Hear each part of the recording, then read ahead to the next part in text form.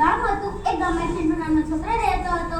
તે તેના મમ્મી, પપ્પા અને દાદા સાથે રહેતો હતો. ચિંટુ અને તેના દાદા હળી મળીને રહેતા હતા. ચિંટુ તેના દાદા સાથે બગીચામાં ફરવા જાય. ચિંટુ તેના દાદા સાથે ખાય.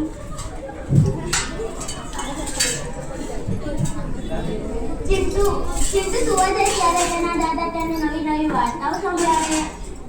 ચિંટુની પરીક્ષા ચાલી રહી હતી. ચિંટુને 3 દિવસ પછી રિઝલ્ટ હતો. રિઝલ્ટના દિવસે તેના પપ્પા કહે, ચિંટુ, ઓ ચિંટુ, હા પપ્પા, તને આજે ટ્યુશન કરાવી છે, જે એ પણ લે છે, તો તને આપણે રિઝલ્ટમાં કેમ ઓછા માર્ક્સ આવ્યા? કઈ પપ્પા, હવેથી માર્ક્સ ઓછા નહીં આવે.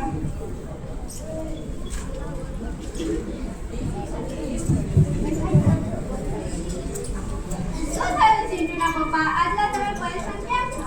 ચિંટુને આપણે ટ્યુશન કરાવે છે, અને જે એ પણ લે છે, તો આપણે ચિંટુના ઓછા રિઝલ્ટમાં માર્ક્સ આવતા કારણ. મને એવું લાગે છે કે આ બધું જ પપ્પાના કારણે થયું છે. હા. ચિંટુની મમ્મી તેના રૂમમાં જઈને, હાય, હવે તમારે પપ્પાના કપડાં પણ નહીં ધોવા પડે, વાસણ પણ નહીં ધોવા પડે, અને ખાવા પીવા તો બધું જ કશું કરવું પડે નહીં. બીજા દિવસે ચિંટુના પપ્પાને, પપ્પા, તમારી વખતે મારા છોકરાના રિઝલ્ટમાં કેટલા ઓછા માર્ક્સ આવ્યા છે. કાલે તમે રેડી રહેજો, હું તમને કાલે વૃદ્ધાશ્રમ નીકળીશ. હા. બીજા દિવસે ચિંટુના પપ્પા, પપ્પા, ઓ પપ્પા, તમે તૈયાર થઈ ગયા? સામાન પેક છે તમારું? તમે બહાર આવો, હું તમારે રાખું. પપ્પા, મારે બી તમારી સાથે આવવું છે.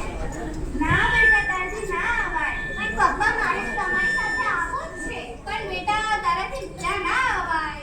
પણ પપ્પા, તમે ક્યારે દાદાને કહેતા હતા ને કે તમે દાદાને વૃદ્ધાશ્રમ મૂકવાની વાત કરતા હતા ને બેડરૂમમાં, તો મેં ત્યાં રમતો હતો ને તમારી વાત સાંભળી લીધી હતી. મમ્મી, પપ્પાને કોને મારે બી આવું છે. પણ બેટા, ત્યાં ના અવાય તારે. પણ પપ્પા, મેં બી મોટો થઈશ પછી મારે બી પપ્પાને તમને મૂકવા આવવું પડશે ને વૃદ્ધાશ્રમમાં. પણ બેટા, તારથી ના અવાય. સોરી પપ્પા, ચલો પાછા. ચિંટુ અને તેનું પરિવાર હળી મળીને રહેવા લાગે છે. તો વિદ્યાર્થી મિત્રો, તમને આ પરફોર્મન્સ ગમ્યું? આમાંથી તમને કંઈક શીખવા મળ્યું હશે ને?